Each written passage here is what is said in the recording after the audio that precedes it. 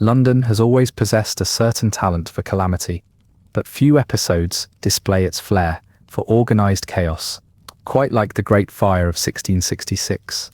The city, a dense warren of timber houses and muddled alleyways, proved that medieval urban design was better suited to spreading flames than preventing them. Before we begin, take a moment to like the video and subscribe, but only if you genuinely enjoy what I do here. And let me know in the comments where you are listening from and what time it is. It is always interesting to see who is joining us from around the world. Now then, let us ease into tonight's journey together. The era is Restoration England, a period marked by extravagant wigs, plague outbreaks, and a general sense that things could not possibly get any stranger. The king had only recently returned to the throne after a spot of national unrest involving wars, a beheaded monarch, and a Puritan experiment in joylessness. London, meanwhile, was experiencing a population boom and a building frenzy that favored speed over safety, a decision that would in due course make for spectacular kindling. There was commerce, coffee houses, and a steady supply of sermons, warning of sin, though rarely of the more immediate threat of workplace bakery fires. Among the many surprises, conveniently ignored by pre-fire Londoners, was the city's relentless use of wood as a primary building material, despite repeated reminders from history that wooden cities have a distressing tendency to disappear in a single afternoon. The streets were little more than obstacles for anyone hoping to escape quickly, the sort of urban planning that left everyone equally lost, whether tourist or lifelong resident. Insurance in its infancy provided more arguments than actual compensation, and the fire brigades consisted of men with buckets, hooks, and a touching belief that determination might outweigh physics. Picture, for a moment, a baker on Pudding Lane, a street name that promised far more comfort than it delivered. Night fell over the city with a restlessness that most Londoners would have called ordinary. Little did they suspect that the next morning would reveal half their neighborhood transformed into a landscape of smoldering debris, with the population variously engaged in salvaging their bed linens, blaming foreigners, or consulting vaguely worded proclamations from the Lord Mayor. Furniture, when rescued, proved both too heavy to move far and not worth the effort, but this did not prevent several spirited attempts. Naturally, some citizens took the opportunity to relocate permanently, if not by choice, then by necessity. It is worth noting that the city's religious leaders interpreted the fire as divine commentary, though opinions varied as to which sin was being punished. In the confusion, church bells rang to mark the hour, a rare moment of continuity, as if timekeeping alone could restrain the flames. Those fortunate enough to own a boat discovered river travel to be the most effective means of escape, although many found themselves in the curious position of having to negotiate fares for the privilege of not being roasted alive. The Thames on that week was less a tranquil body of water and more a floating flea market of hastily packed belongings and livestock. As the fire raged, the city's response oscillated between hasty action and thoughtful inaction, with the Lord Mayor famously suggesting that a maid could extinguish the whole affair with a bucket of water, a remark for which posterity has not forgiven him. In the end, the fire burned itself out, leaving behind a city that had learned, if nothing else, that stone houses are slightly less combustible than wooden ones. The rebuilding process provided ample opportunity for new laws, higher taxes, and the time-honored tradition of blaming previous administrations. So as the embers fade and the dust settles, it is time to follow the story from its smoldering beginnings to the reluctant birth of modern London. London, in the year 1666, was a city both ancient and impatient, determined to crowd as much of itself as possible onto the north bank of the Thames. Streets wandered wherever they pleased, creating a tangled network better suited to livestock than orderly processions. Nearly every building leaned out over the street, as if eager to eavesdrop on its neighbor, supported by timber beams that had been creaking under the same complaints for generations. At that time, the capital of England was home to somewhere between 300,000 and 400,000 inhabitants. This made it one of the largest cities in Europe, although the experience of daily life was somewhat less cosmopolitan and rather more aromatic than such numbers might suggest. Most Londoners lived cheek by jowl a phrase that had both figurative and literal applications within the crowded tenements of the city. The air was thick with the smells of wood smoke, tanneries, open drains, and the persistent ambitions of a population that had recently endured plague and political uncertainty. Life for the majority revolved around trade and labor. The city's pulse could be felt most keenly in its many markets, each with its own specialty: Bread Street for bakers, Cheapside for cloth, and Smithfield for livestock, which often outnumbered the city's children on market days. The sounds of barter and argument were as regular as the church bells, though the bells tended to be more reliable than the scales or the promises of merchants. Religious observance remained a prominent feature of London life, despite recent decades of upheaval. The Church of England, established by royal decree and political necessity, held a cautious grip on the city's religious imagination. Cathedrals and parish churches loomed over most neighborhoods. Sermons were lengthy and served as much to display the preacher's learning as to edify their listeners. On Sundays, trade paused just long enough to remind everyone that profit might wait, but divine judgment did not. The city's skyline was thus a checkerboard of church spires and market chimneys, one competing with the other for authority over the day's activities. At the head of this sprawling metropolis sat King Charles II, a monarch recently restored to the throne after more than a decade of republican experiment. The Restoration era cultivated a taste for spectacle and excess, but also a lingering uncertainty about who, exactly, was in charge. The King's Court displayed a fondness for powdered wigs and imported wine, neither of which appeared much among the lower classes. London's mayors and aldermen, self-important, but often powerless, contented themselves with the rituals of civic administration and the collection of taxes,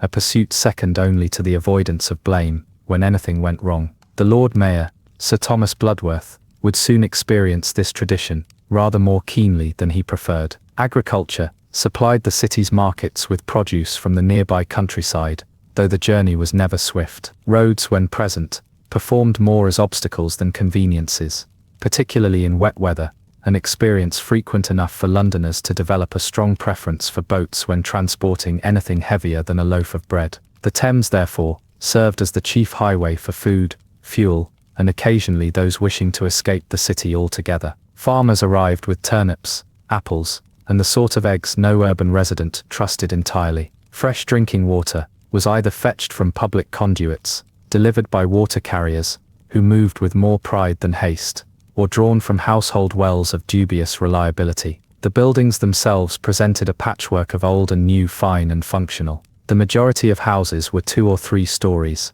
constructed from timber, lath, and plaster, materials chosen for their price, rather than their durability. Roofs were tiled, if the owner possessed moderate means, thatched if not. Windows, when present, were small and lidded, letting in just enough light to reveal that most interiors were far from luxurious. Furniture was heavy, practical, and built to outlast its owners, though rarely comfortable enough to encourage indolence. Personal possessions tended towards the useful, with the rare indulgence of imported goods for those with the right connections. Clothing for most residents ranged from brown to a slightly different brown by midsummer, thanks to laundering practices that favored necessity over vanity. Within this crowded, combustible city, fire was an accepted risk, one mitigated, in theory, by fire watches and the occasional decree against open flames. In practice, most people placed their trust in luck and the reliable inconvenience of their neighbors. The notion of a disaster sweeping across the city in a matter of days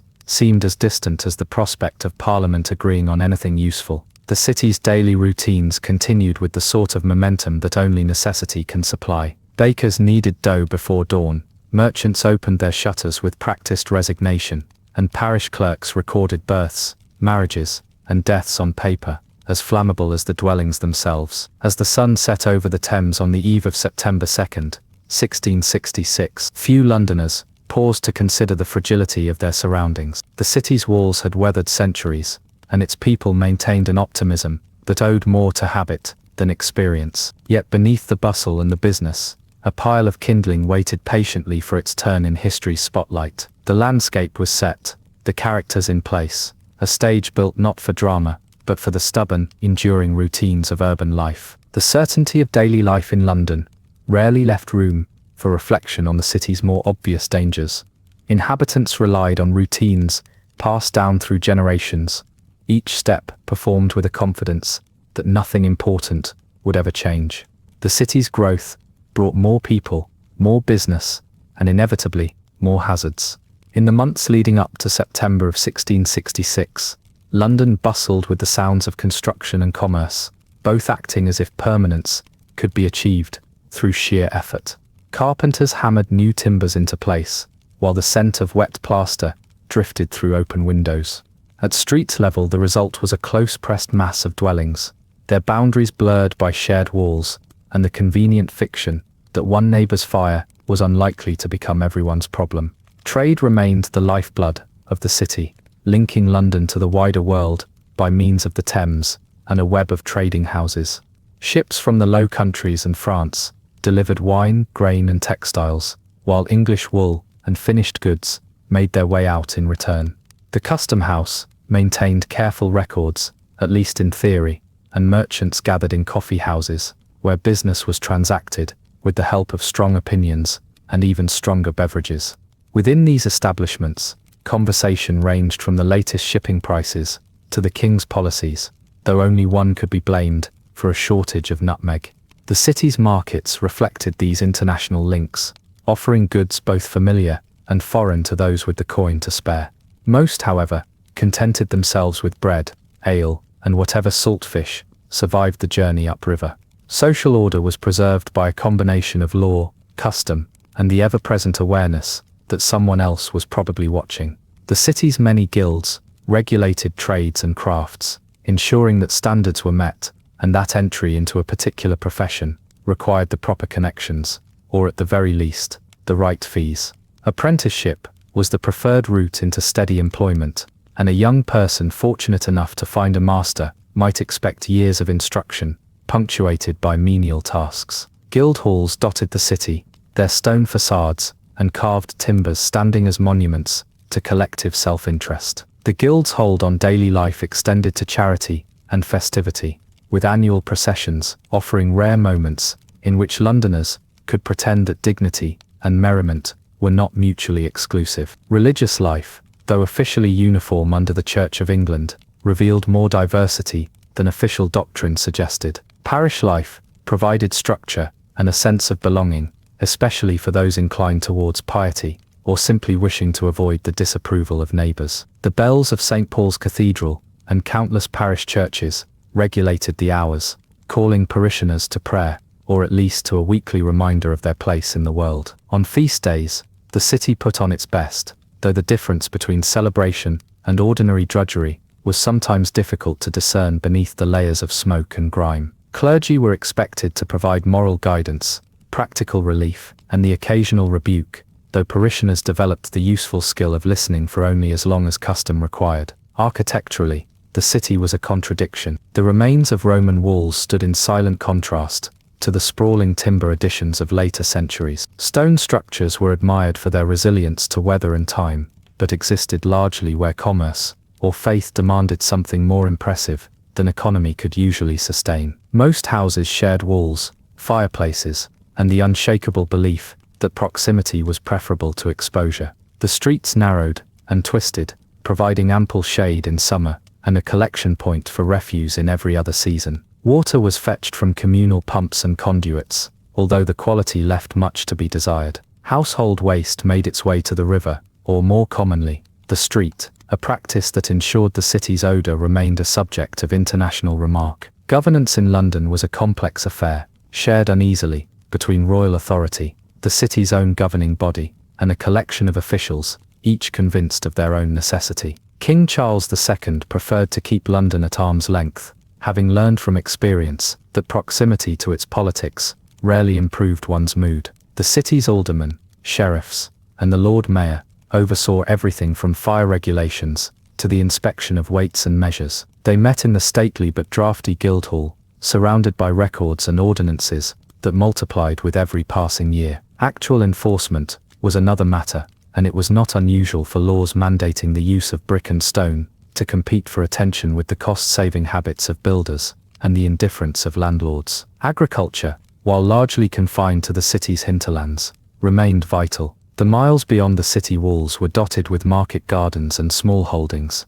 their produce carted daily to town in wooden barrows. These supplied the markets with greens, fruit, and herbs that city dwellers would otherwise see only in sermons about the Garden of Eden. In seasons of scarcity, prices rose and tempers shortened, providing further employment for the city's army of minor officials. Livestock sometimes made their way into the city itself, escorted by drovers, who knew better than to trust either the animals or their fellow Londoners. In this environment, Londoners managed their routines with efficiency born of necessity. The workday began early and ended only when light failed or the markets closed. The streets filled with the sounds of hawkers, the clatter of wagon wheels over cobblestones, and the occasional warning shouted from a window above. It was a city both restless and resigned, propelled by its own momentum, and largely unconcerned with the possibility that tomorrow might bring something entirely new. In the final days before the flames, the city's inhabitants continued about their business, confident that their world, despite its inconveniences, would remain fundamentally unchanged. The stage was set, the city densely packed and quietly combustible, the ordinary routines of daily life rolling on towards an interruption none of them were expecting. The city's regular Sunday rituals carried on, hardly touched by the slow advance of summer into September. Church bells sounded across London, just as they always had, calling parishioners to service and providing a measure of time that few could afford to ignore. While devotion was on public display, at least for the duration of the sermons, what most residents noticed on that particular morning was the persistent haze rising from chimneys and the distant cries of vendors hawking their wares. The streets had not yet fully emptied. Children lingered over errands, apprentices loitered near their workshops, and the more devout or more conspicuous made steady progress towards wooden pews, each with a preferred seat that was likely contested by someone else's family. Political authority, such as it was, remained both visible and uninspiring. City officials, led by Lord Mayor Sir Thomas Bloodworth, used the Sabbath to make appearances at services and to receive the grievances of those who believed that the city's many inconveniences could be remedied with a signature or a scowl. The King Charles II was elsewhere, his attention divided between the business of monarchy and an increasingly elaborate social calendar at Whitehall. The King's agents and messengers formed a secondary network of power, spreading news and collecting rumors, but rarely offering practical suggestions for the day-to-day governance of several 100,000 citizens. Trade, meanwhile, never truly paused. By midday, with the conclusion of services, London's markets and taverns resumed their chatter. Stalls reopened, fishmongers displayed their catch, and the city's distinctive blend of aromas resurged: smoke, river mud, bread, and the sharp tang of tallow candles. Transactions took place with the same brisk caution as on any other day, though on Sundays the number of honest weights in circulation was believed to increase by one or two. The Thames ferried goods and people along its slow current. Bargemen called to one another in practiced tones, their language a reminder that patience was both a virtue and a necessity on London's busy waterway. The architecture of the city continued to offer its peculiar version of both comfort and peril. Timbered houses, pressed ever closer together, their upper stories nearly touching above the narrowest lanes, decorative plasterwork, and painted beams occasionally suggested wealth, though appearances were rarely a reliable indicator of what lay behind the door. Most interiors were dim, illuminated by small windows and the hesitant glow of candles made from animal fat. Floors creaked beneath the weight of many lives, and staircases rose at impossible angles, a challenge best attempted by the young and the foolish. Fireplaces remained the center of domestic life, providing heat, a measure of security, and no small amount of trouble when embers escaped their confines. Social life in London moved to the rhythm of its many communities. Neighborhoods were bound together by shared trades, religious affiliations, and the ever-present need to mind one's own business. Gossip traveled quickly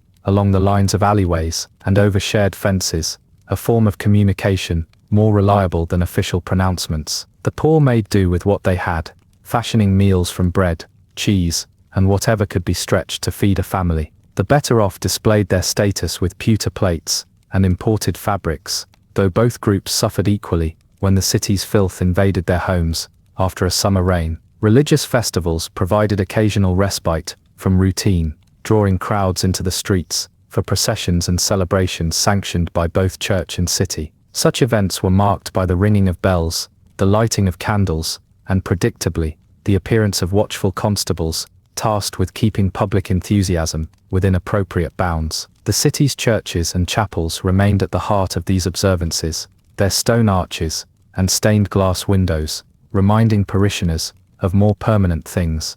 Even as the world outside shifted with each season, agriculture remained a distant but necessary presence in city life. The arrival of carts, laden with produce from the countryside, marked the transition of weeks and seasons more reliably than any calendar. Turnips, apples, and bunches of herbs found their way from muddy fields into market baskets, the process expedited by the measured pace of oxen and the hopeful shouts of hawkers. Bakeries, small and numerous, began work long before dawn, filling the streets with the scent of fresh bread that lingered, stubborn as the morning fog. As the day wore on, London continued much as it always had, considering itself immune to novelty. There was, after all, little reason for most residents to imagine that a single careless spark could alter centuries of habit. The business of the city continued, measured in sermons, sales, and the slow accumulation of complaints about city government. Above the twisting lanes, the sun faded behind a patchwork of tiled roofs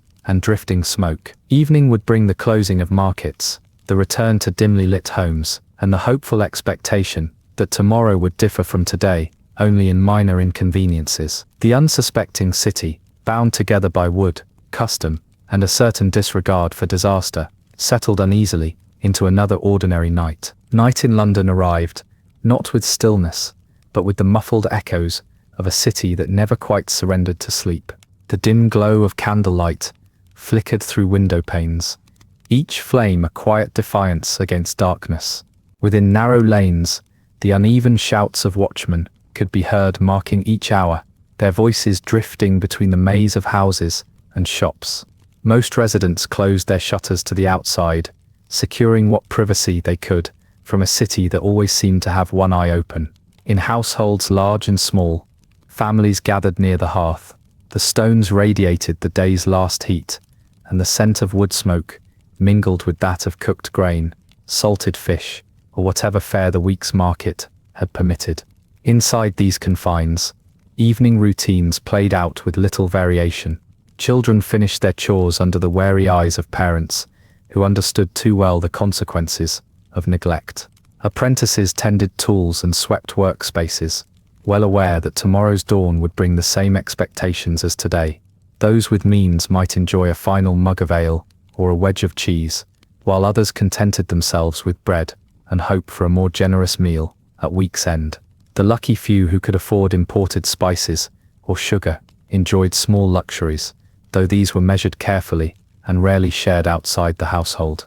Above, the upper rooms creaked and settled, a reminder that timbers, like their occupants, endured more daily strain than anyone cared to admit. The city's religious fabric remained evident even in darkness.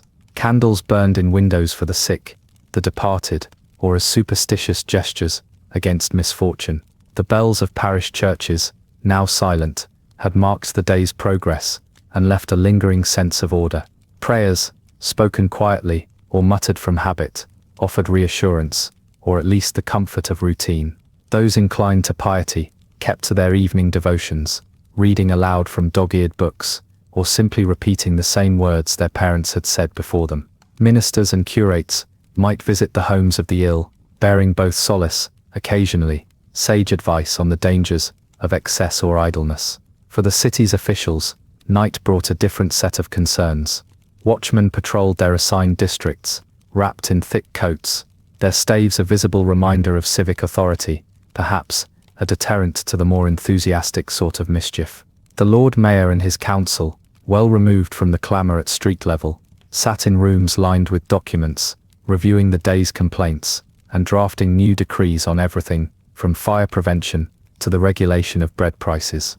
Most such measures had little impact on the routines of daily life, but their existence provided an illusion of control, appreciated by those who issued them. The king, ever aware of his capital's mercurial nature, slept at Whitehall surrounded by courtiers, guards, and the conviction that London's problems remained someone else's responsibility until proven otherwise. Trade and transport did not cease with sunset. Bargemen continued to navigate the river under the indifferent gaze of the moon, delivering goods to wharves and collecting empty barrels for the next day's business.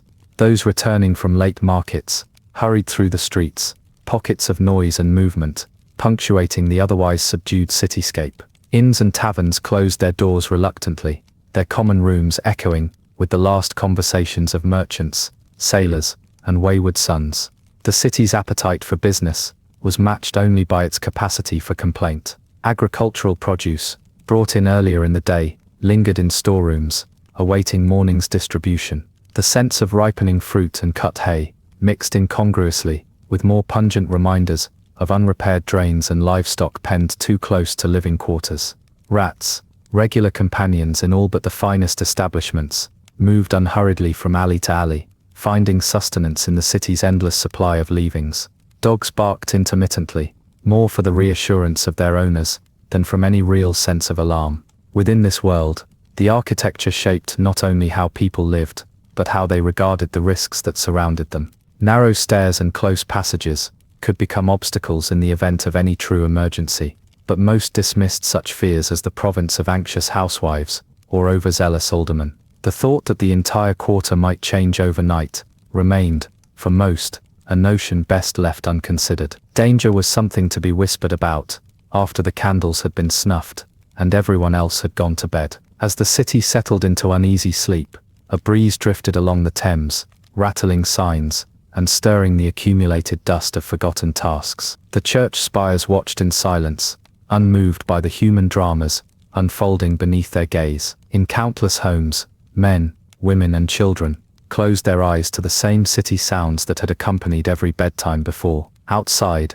somewhere in the darkness, a single misjudged flame began the slow, patient work of rewriting London's expectations. For now though, the city remained intact, suspended in the final calm, before certainty gave way to the unpredictable reality of fire. With the city momentarily at rest, the ordinary details of night in London unfolded with their usual persistence.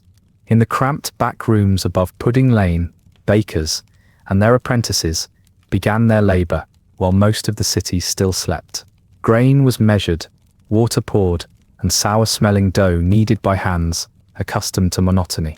The soft thud of bread being shaped was barely audible over the ever-present creak of beams and the distant cry of a church bell marking the hours. The air in these cellars and kitchens was heavy with flour, the scent clinging to hair and clothing, a reminder that in London, the work of feeding the population never truly ceased. Tradition governed even the timing of a baker's day. Ovens, built from brick when finances allowed and stone when tradition was observed, had to be brought to glowing heat long before sunrise.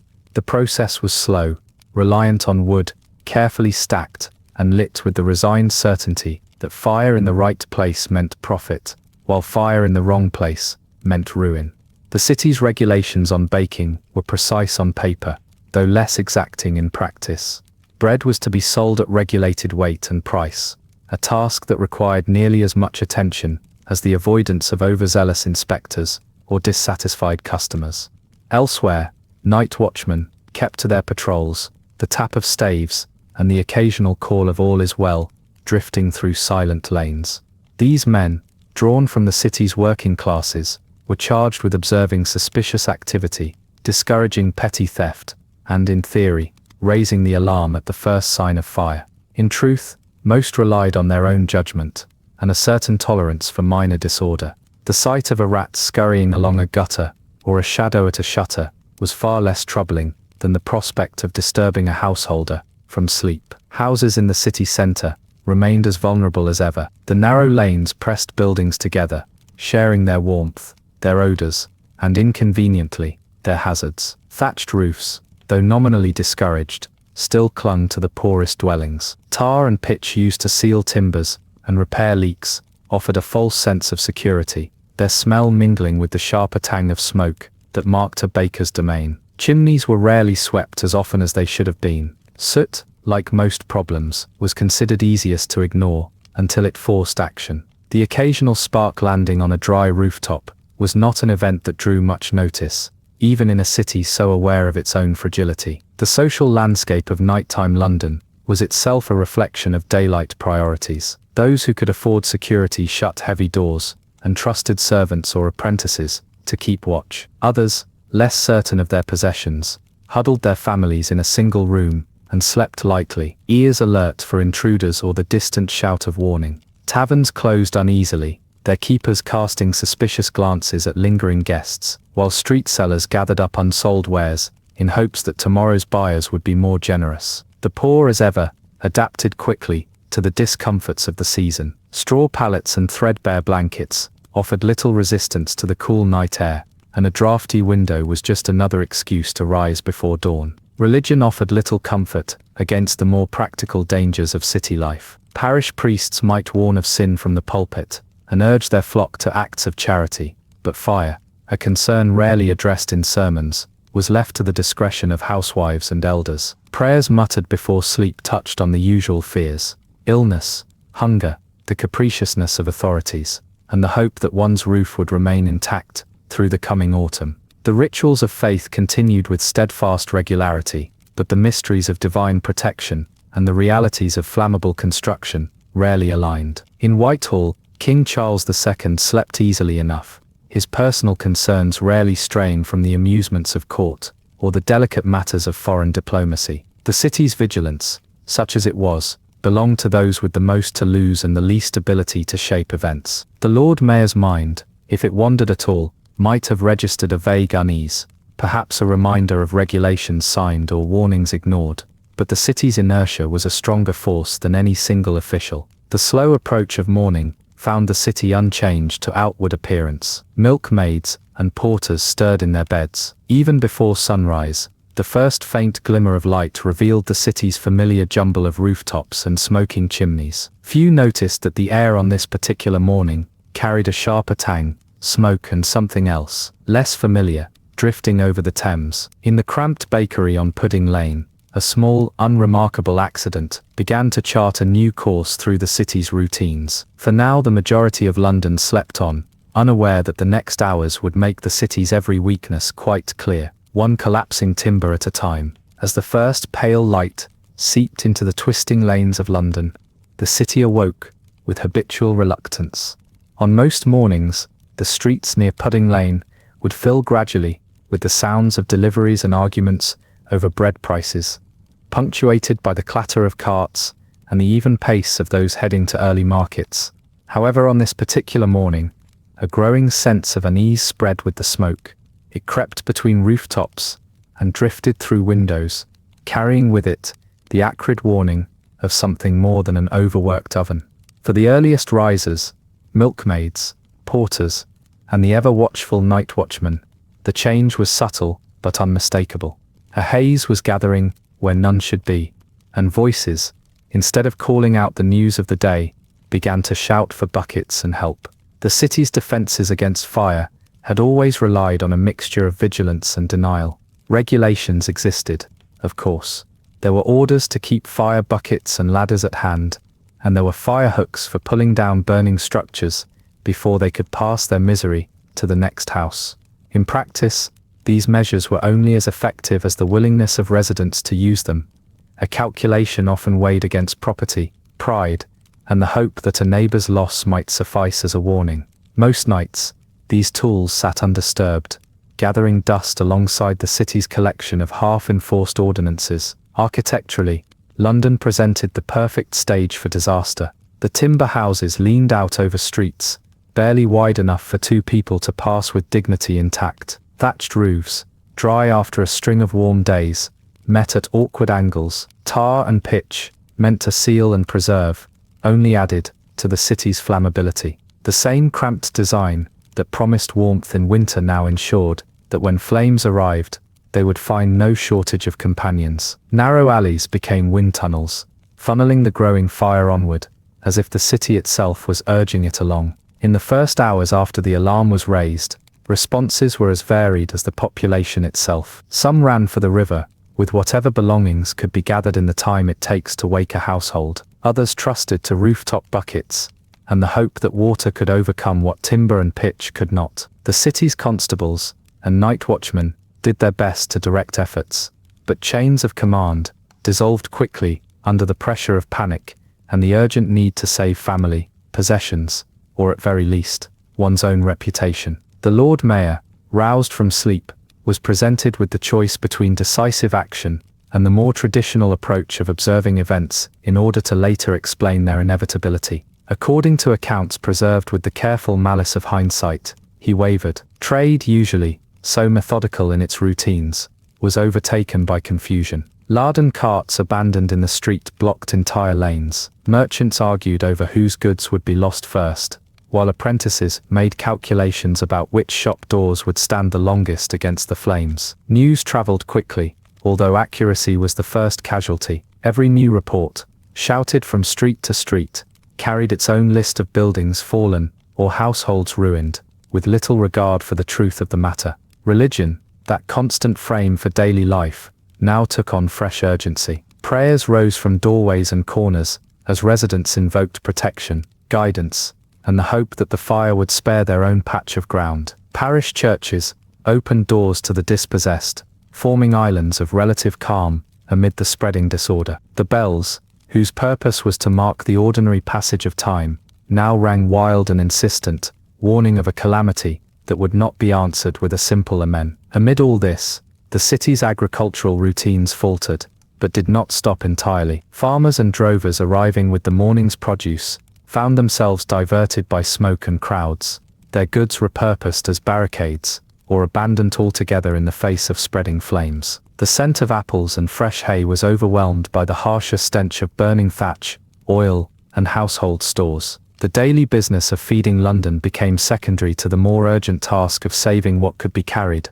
and mourning what could not. By midday, the fire had become not an event, but a fact, shaping the city's every movement and decision. The rhythms of commerce, worship, and ordinary complaint were replaced by a more immediate calculation, how far ahead the flames were, and how quickly one could move away from them. For many, the day's work had become the effort to preserve something recognizable from a city that, after centuries of stubborn continuity, was now slipping beyond the reach of habit and into the unyielding grasp of disaster. As Londoners confronted the relentless spread of the fire, the city's social fabric was tested in ways both predictable and peculiar. In the more prosperous quarters, families attempted to organize their escape with a minimum of dignity, bundling up possessions and attempting to hire carts that had already doubled or tripled their usual rates. The less fortunate, lacking resources for transport, relied on their own backs and the dubious assistance of neighbors. Household goods, once the pride of their owners, were now dragged through the streets, abandoned at the first sign of danger, or bartered hastily for passage on a river barge, or the use of a wheelbarrow. Furniture that had stood undisturbed for generations proved surprisingly difficult to move, and complaints about its weight became the city's new chorus.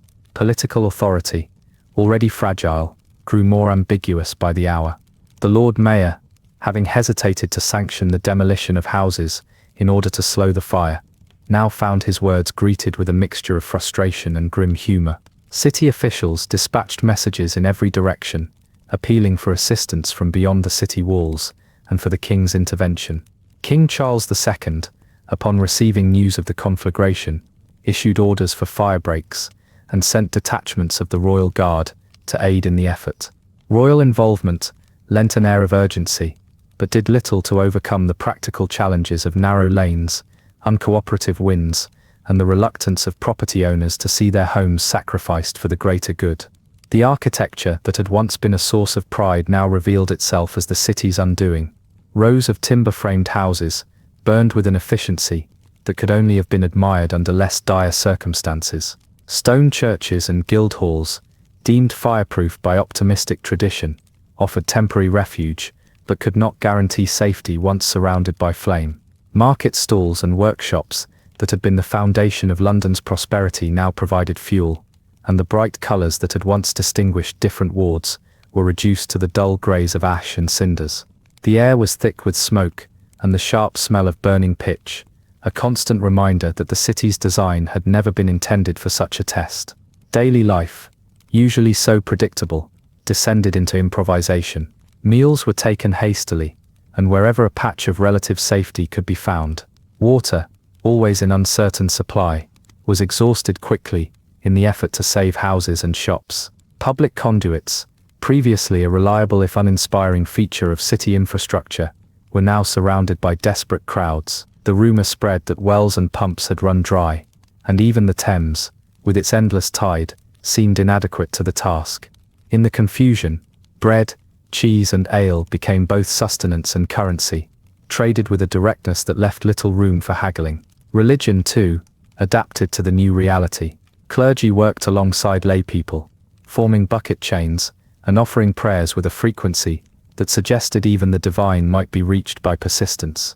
Bells continued to sound, though their purpose shifted from summoning worshippers to warning of new dangers.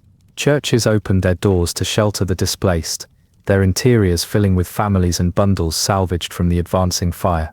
In the streets, parish boundaries lost their meaning, as everyone's concerns narrowed to the basic question of survival. Trade, usually the city's central preoccupation, now gave way to the immediate demands of flight and salvage. Shopkeepers locked their doors out of habit, only to realize that locks offered little defense against flames. Those who had spent a lifetime building up stock found themselves willing to abandon it in exchange for a place on a crowded boat or the simple promise of help. Bargemen on the Thames saw business increase in ways they would never have wished for, ferrying goods, people, and even the occasional livestock to the relative safety of the South Bank. Even as the fire advanced, the routines of agriculture pressed on at the city's edges.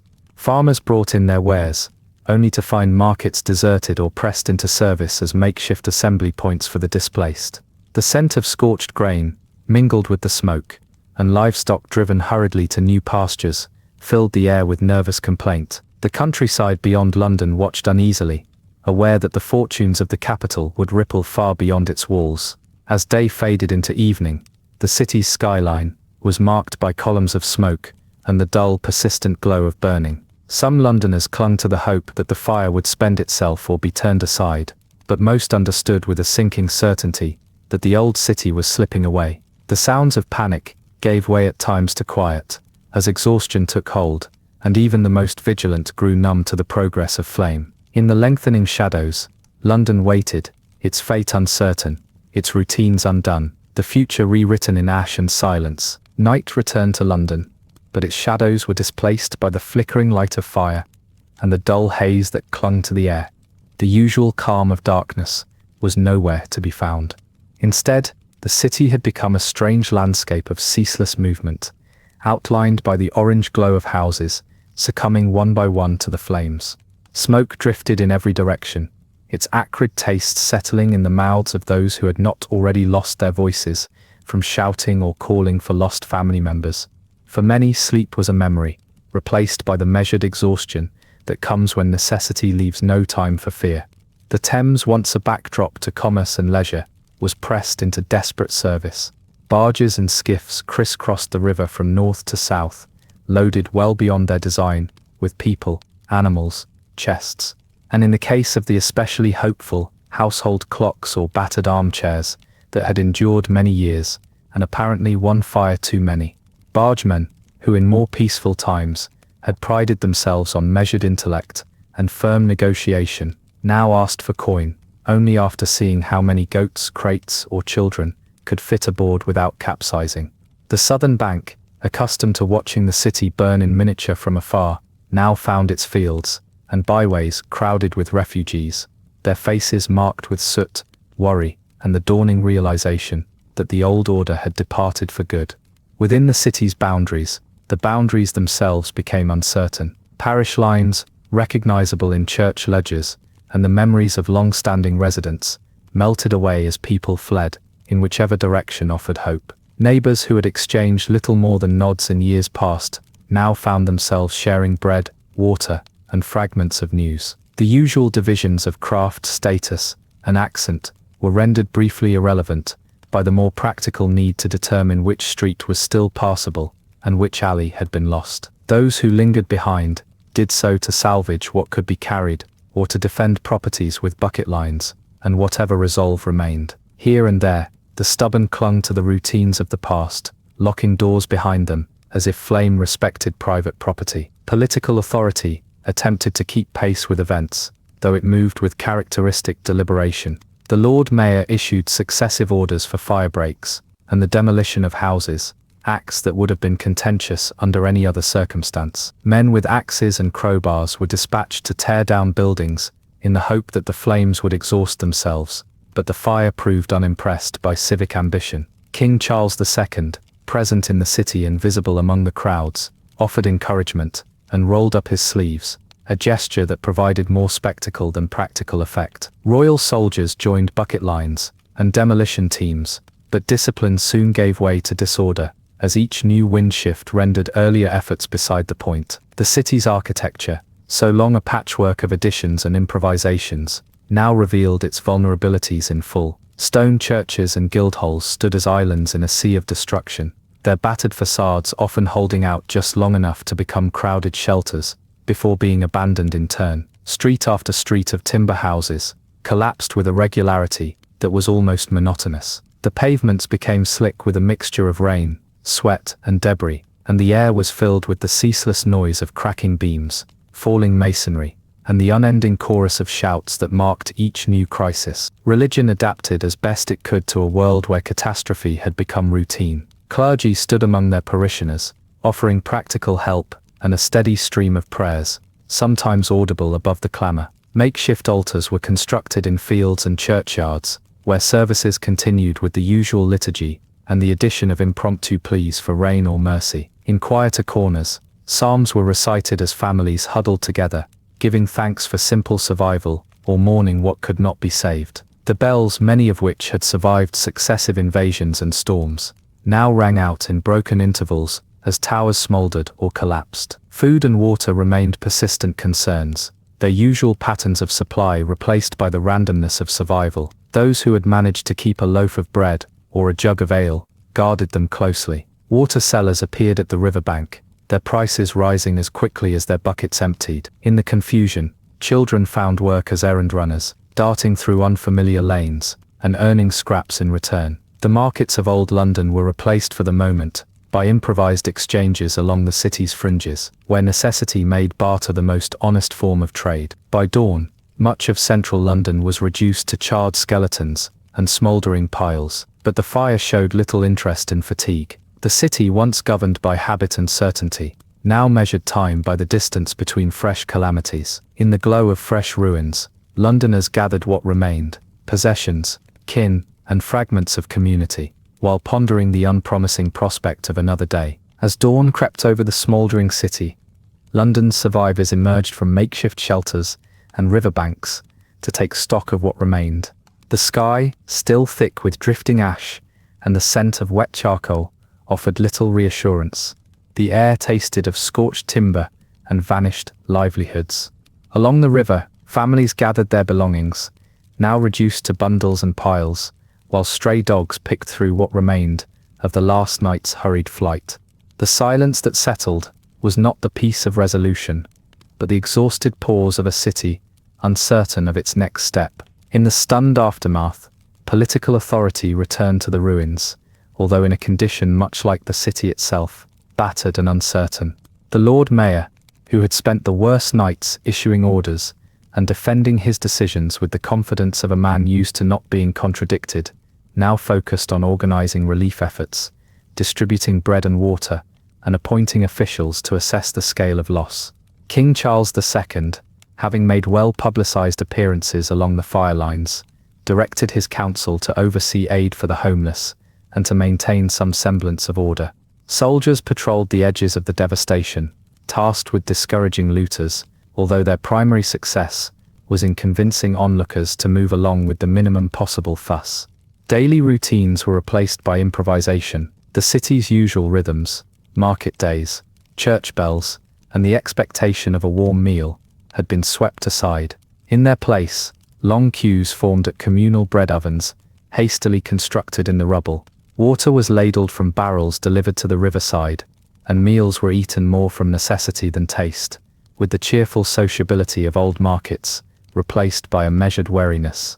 The absence of trade was most keenly felt by those whose livelihoods had depended on the vanished shops and stalls. Money, once an indicator of status, became secondary to the practical value of a blanket, a loaf, or a dry place to sleep.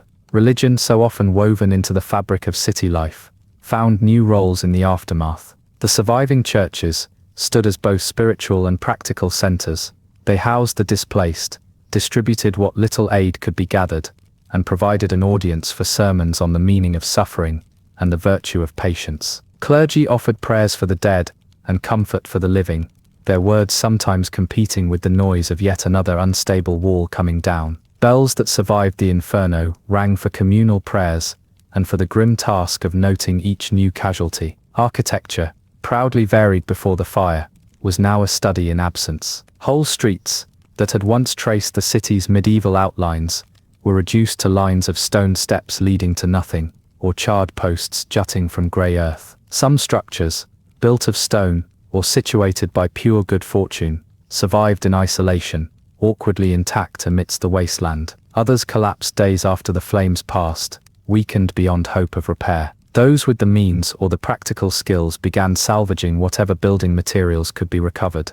Lengths of iron, bricks that had lost only their sharpest corners, and roof tiles that still held their shape. The city's recovery would begin in the slow, uncertain collection of what could be lifted or hauled. The countryside responded with a mix of curiosity, sympathy, and pragmatic distance. Farmers and villagers arrived at the city's edge, some with wagons of food for sale, others seeking news of relatives lost in the confusion. New, improvised camps sprang up in open fields, rows of tents, canvas sheets, and lean tasks constructed from whatever scraps could be found. Here the city's classes mixed in ways that would have been unthinkable a week before, each group learning at an unhurried pace that comfort and privacy had become rare commodities. Trade, when it returned, did so in fits and starts. Merchants established stalls at the fringes of the ruined city, exchanging necessities for whatever valuables had survived, and for promises of future payment. The old markets, Cheapside, Leadenhall and Smithfield, existed now as gathering points for rumour and barter, their stone paving the only familiar detail, beneath a shifting sea of strangers. As each day passed, the boundary between the city that had been, and the city yet to come, grew starker. The scars of fire, blackened stones, twisted remnants, and the peculiar hush that fell over entire quarters, became the new landmarks. Londoners, accustomed to adversity, but never quite this variety, set about the slow work of reconstructing society from what had survived. Temporary shelters, improvised kitchens, and public prayers marked the uneasy beginning of recovery. The city's past lay in ashes, but the remarkable persistence of its people, measured in small practical acts, suggested that habit, if nothing else, was not so easily destroyed. In the weeks following the fire, London's landscape was gradually transformed from chaos into something resembling a plan, though not one that could be described as universally admired. Surveyors and officials, accompanied by a variety of self-appointed experts, began to pick their way through the ruins, taking notes, making sketches, and offering opinions to anyone prepared to listen. The air was still heavy with the scent of ash, and something less easily named, a mixture of anxiety, frustration, and the faintest prospect of opportunity. In some quarters, the charred outlines of streets served as a reminder of what had been lost, while in others, the suggestion of open space tempted those with an eye for speculation.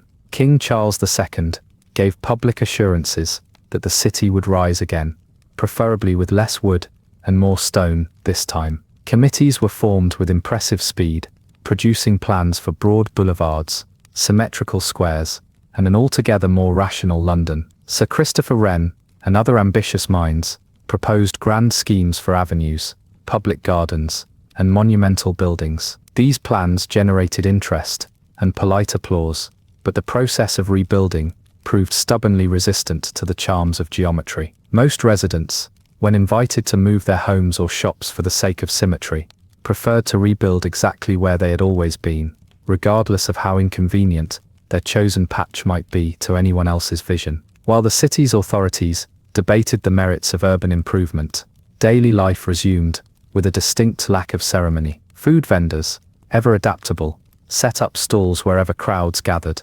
offering bread, cheese, and roasted meats to anyone with coins or the good sense to barter. Temporary markets took root in the broad clearings left by fire, their rows of makeshift tables and awnings, providing a measure of order amid the prevailing disorder. The routines of buying and selling continued, accompanied by the usual complaints about prices, quality, and the apparent inability of anyone to deliver fresh milk reliably before sunrise. Religion, as before, provided structure if not answers. Surviving churches continued to operate as shelters and distribution points, their clergy serving as both spiritual guides and, more practically, as overseers of relief efforts. Services were held outdoors when necessary, attended by congregations with little interest in ornament, but a marked appreciation for public prayer. The bells that had survived rang more quietly now, but with a persistence that suggested habit was one of London's least fragile resources. Sermons lingered on themes of resilience,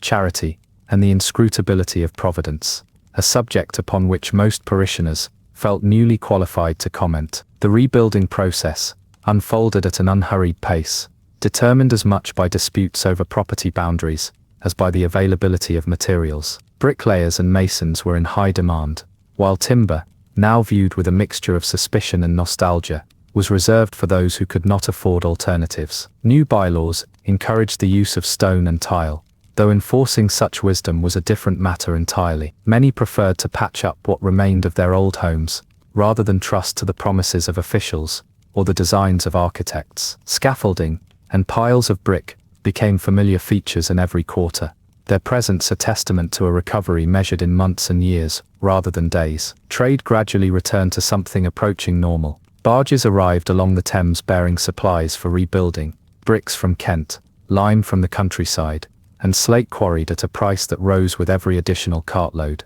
Merchants who had survived with their fortunes intact set up business on any available patch of ground, their wares displayed with renewed caution. Inns and taverns reopened as quickly as their cellars could be cleared of ash and the necessary licenses reacquired, offering an unremarkable variety of ale, food, and overheard opinions on what the city council ought to do next. Agriculture, rarely distinguished by novelty, resumed its ancient routines. The fields around London, undisturbed by fire, supplied the city with vegetables, grain, and livestock. Farmers, meanwhile, found themselves in greater demand as the displaced population turned outward in search of work, bread, or temporary accommodation. The countryside's rhythms offered a measure of stability that, for a time, was in short supply within the city's boundaries. As the weeks turned to months, the lines between city and camp blurred. Some temporary shelters became permanent. New streets emerged along the ghosts of old lanes, while others vanished beneath scaffolding and plans that never quite made it past the committee stage. The city's sounds shifted from the frantic calls of alarm to the steady beat of hammers, the scrape of saws, and the measured quarrelling of bricklayers with apprentices. London's recovery was neither swift nor graceful, but resilience had always been one of its more reliable attributes. In the slow, stubborn return to normality, the city's people revealed a preference for habit and utility over grandeur, an approach that, for all its shortcomings, ensured that life in London was never entirely at a standstill.